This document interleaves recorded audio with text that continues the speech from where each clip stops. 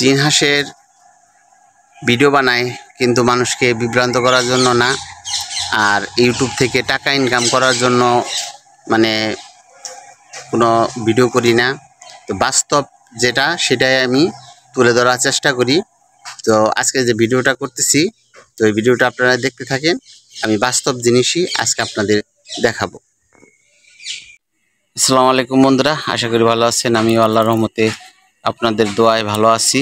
তো এই যে আমার হাতে একটা ওষুধ দেখতে পাচ্ছেন, এটা হলো এই ওষুধটা জ্বরের জন্য। আর এখান থেকে আমি একটা ট্যাবলেটে যে আগে নিয়ে 4টা অংশ করে রাখছি।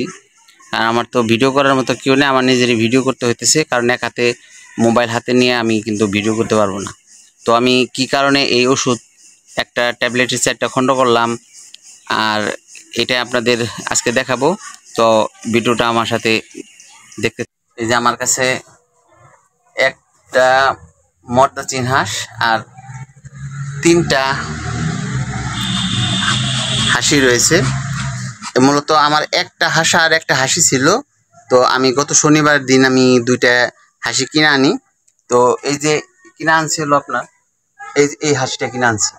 তো এই হাঁসটা কিনে আনছি আর হলো এই যে এই হাঁসটা। তো আনার পরেই সুবহানাল্লাহ আলহামদুলিল্লাহ দেখা গেল যে রোববারে একটা হাসি ডিম করছে। কিন্তু এই হাসিটার সমস্যা হলো এই হাসিটা ঝুম ধরে বসে থাকে, এটা কুইসা হয় নাই কিছু না। এটার পায়খানাও ভালো, পায়খানাতেও কোনো সমস্যা নেই, তারপরে কোনো ঠান্ডা লাগে নাই, নাকের কোনো সমস্যা নেই। কিন্তু এই হাঁসটা খাবার তেমন খায় না, মানে একেবারে খুব খারাপ অবস্থা। ও ঢুইলা পরে মানে আমি যখন কিনে আনি তখন আমি ঠিকমতো মানে কিনে আনতে পারি নাই, কারণ খাঁচার ভিতরে ছিল।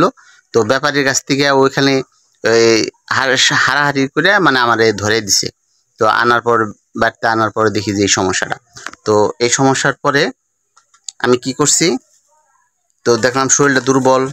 তখন এই যে এই লাইসোবিট খাওয়াইলাম, সাথে দিলাম এই জিঙ্ক সিরাপ, তারপরে এই যে দিলাম হলো ওর স্যালাইনটা আজকে দিছি অবশ্য।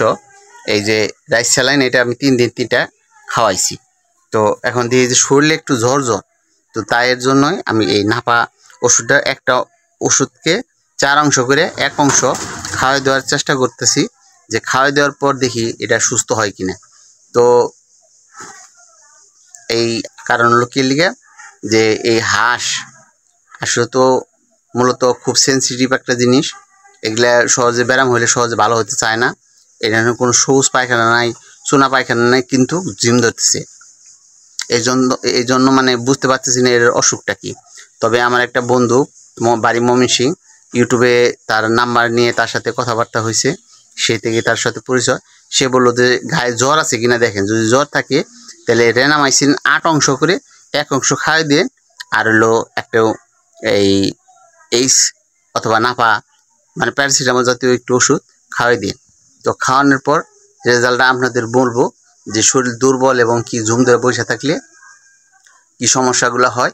যদি হাঁসটা ঠিক হয় তাহলে আপনাদেরকে এর সমাধানটা বলবো। কারণ একটা জিনিস আপনারা বিশ্বাস করবেন কিনা জানি না, আমি কিন্তু পরীক্ষা না করে মানে একটা সাকসেসফুল না হয়ে আমি কিন্তু ভিডিও ছাড়ি না। আমি যে কয়টা ভিডিও দিই, ভিডিওটি অবশ্যই সফল ভিডিও হতে হবে। কারণ আমি যে ভিডিওগুলো দেব সেই ভিডিওগুলো দেখা গেল যে এলো সত্যি, আর মানুষের মতো ফেক ভিডিও তৈরি করি না।